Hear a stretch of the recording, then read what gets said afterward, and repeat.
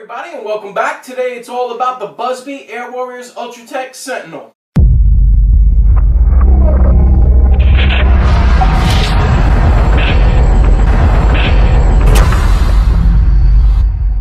know I'm late to the Sentinel party, but you know what? I've been really trying to get my hands on this for a while, and I finally did, so I really did think it was worthy of a review. Alright guys, the Buzz Bee Sentinel comes with everything you see here, the actual blaster itself, an 8-round magazine, and 8 green and gray darts. Alright, let's see how this thing shoots.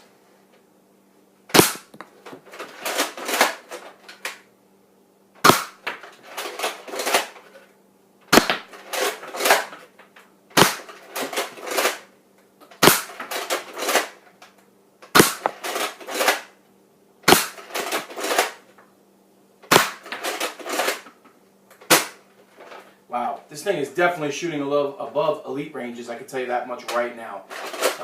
Alright, you guys can take a look up at the picture-in-picture window and you will see that the Buzz Bee Sentinel actually does accept all Nerf magazines. So very big plus for this, as well as it shoots elite darts. So I really like that about this blaster. Now, taking a look at this blaster overall, it is very plain Jane. There are no tactical rails. There's really no deviations in the color except a couple splashes of blue in the orange barrel and trigger. So it's pretty basically straightforward, but what it lacks in bells and whistles, it actually makes up for in raw power in its stock form. This thing shoots like a beast. Alright guys, we're going to have 50 rounds loaded between two 25-round magazines, and we're just going to have some fun trying to nail some of these targets. See how it turns out. Alright, here we go.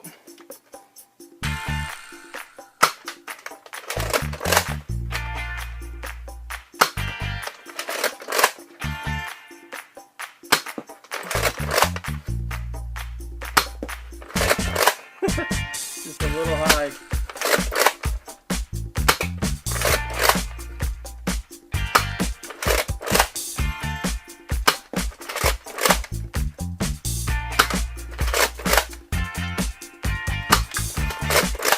Boy, this is pretty bad.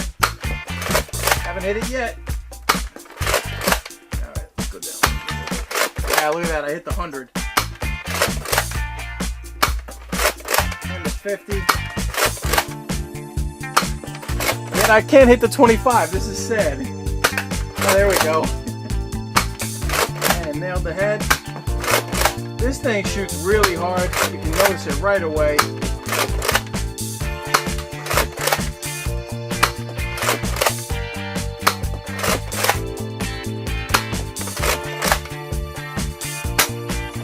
All right.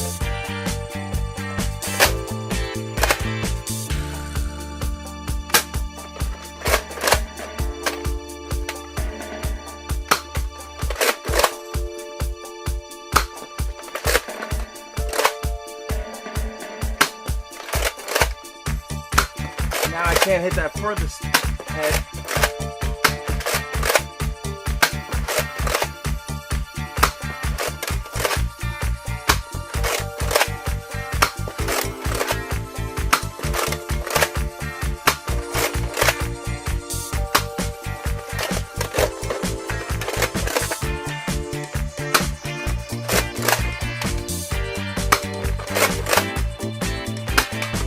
There we go, finally.